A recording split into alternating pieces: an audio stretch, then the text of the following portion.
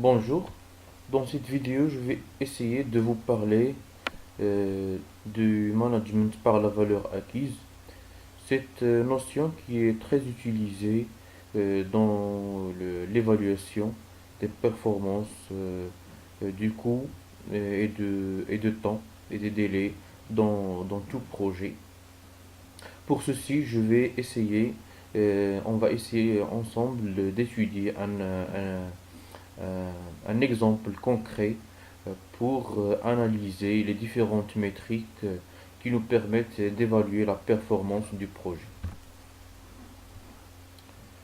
Donc, vous gérez un projet de construction d'un immeuble de 6 étages. Chaque étage coûte 100 000 dollars. La durée du projet est prévue pour 6 mois. Après 3 mois, 2 étages seulement ont été construits pour un coût de 300 000 dollars. Élaborer une analyse complète par la valeur acquise. À partir de cette première lecture de l'énoncé, on a certaines données. On a un immeuble de 6 étages. Donc chaque étage coûte 100 000 dollars. Donc la durée prévue du projet est 6 mois. Et on a aussi, après 3 mois de travail, 2 étages seulement ont été construits pour un coût de 300 000 dollars. Donc à partir de ces données, on va essayer de calculer les différentes métriques pour l'évaluation de notre projet. Donc la première métrique à calculer, c'est le budget à l'achèvement, c'est le BAA. Donc on a un immeuble de 6 étages et chaque étage coûte environ, donc c'est notre prévision, 100 000 dollars. Donc c'est 100 fois 6, ça donne 600 000 dollars.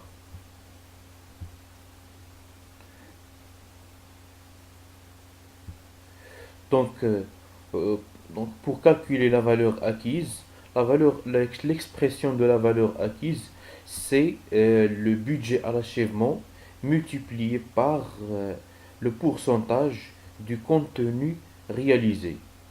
Donc, d'après notre énoncé, seulement 2 étages ont été construits. Seulement 2 étages.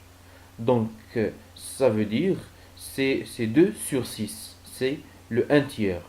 C'est le un tiers du travail, du travail complet. Multiplié par le budget à l'achèvement, ça nous donne comme valeur acquise 200 000 dollars. Une autre, euh, une autre métrique, c'est la valeur planifiée, c'est-à-dire le budget à l'achèvement multiplié par le délai consommé. C'est-à-dire qu'on va transformer le délai consommé en argent. Comme on dit, le temps coûte, c'est de l'argent. Donc, quant au délai consommé, on a consommé, comme on a dit dans l'énoncé, 3 mois. C'est-à-dire, c'est 50%, c'est un sur 2, c'est 50%, on a consommé 50% de notre échéancier prévu. Multiplié par le budget à l'achèvement, ça nous donne 300 000 dollars. Un troisième métrique, c'est le coût réel. Donc, comme on a dans l'énoncé, on a construit les 2 étages pour un coût de 300 000 dollars. C'est-à-dire que le coût réel est égal à 300 000 dollars. Passons maintenant au calcul des différents indices, c'est-à-dire qui vont nous permettre d'évaluer les indices et les écarts. C'est eux qui vont nous permettre d'évaluer est-ce qu'on est en retard par rapport à l'échéancier, est-ce qu'on est en dépassement par rapport aux références de base des coûts. Donc, L'indice de performance des coûts, c'est la valeur acquise divisée sur le coût réel, qui est égal dans notre cas 0,67. C'est une, c'est une métrique qui est inférieure à 1. Donc en général, quand on a un IPC inférieur à 1, c'est une performance qui est négative. Et quand on a un IPC supérieur ou égal à 1, c'est une performance positive. C'est qu'on n'est pas en dépassement par rapport au coût, c'est qu'on est dans nos prévisions, c'est qu'on est OK. C'est que notre projet, que l'avancement de notre projet est OK. Mais par contre, dans notre exemple qu'on est en train d'étudier, on a un IPC inférieur à 1, c'est-à-dire que qu'on est en dépassement par rapport aux références de base des coûts. Un autre métrique, c'est l'indice de performance des délais.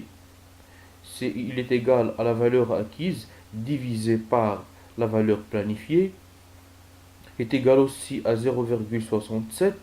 De la même manière qu'on a analysé l'IPC, de la même manière qu'on va analyser l'IPD, quand l'IPD est inférieur à 1, c'est qu'on est en retard par rapport à notre échéancier.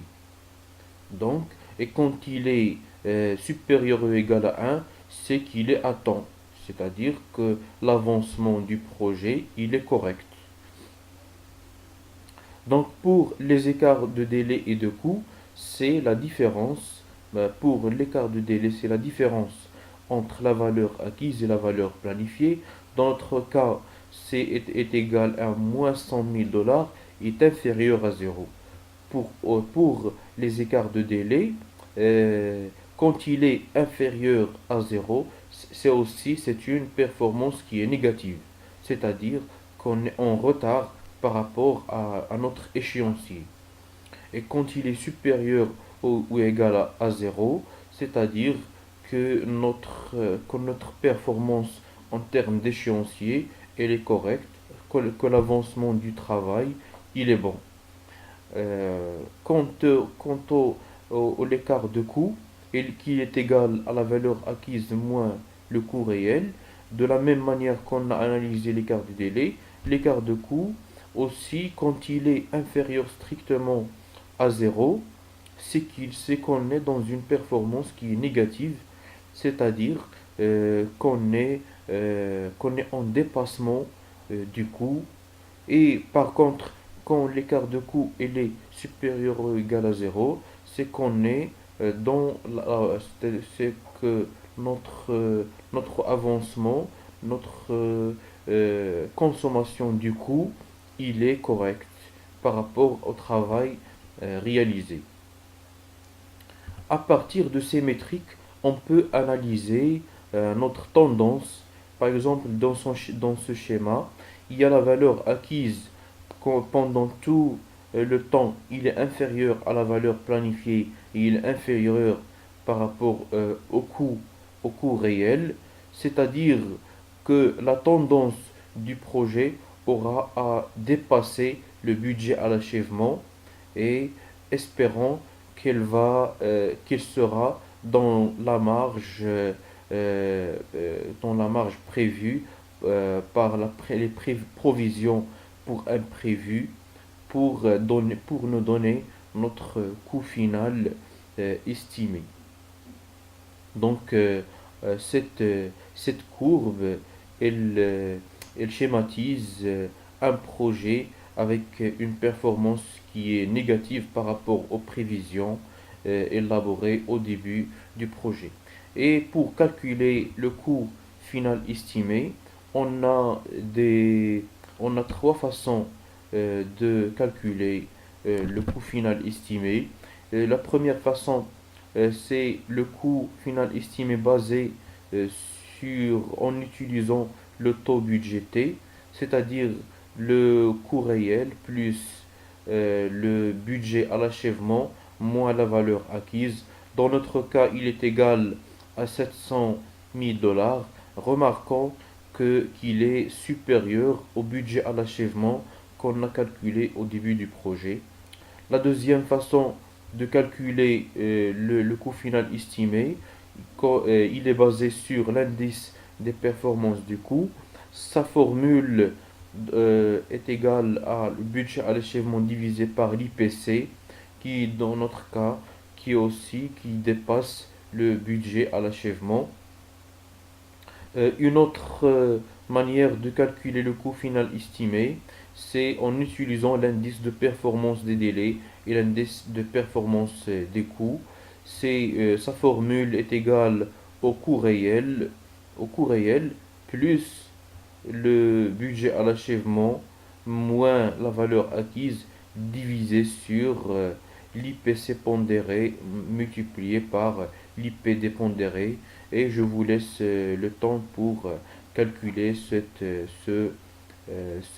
coût final estimé. Donc à ce terme, euh, je, je finis mon analyse complète pour le management par la valeur acquise et merci pour votre attention et à la prochaine vidéo.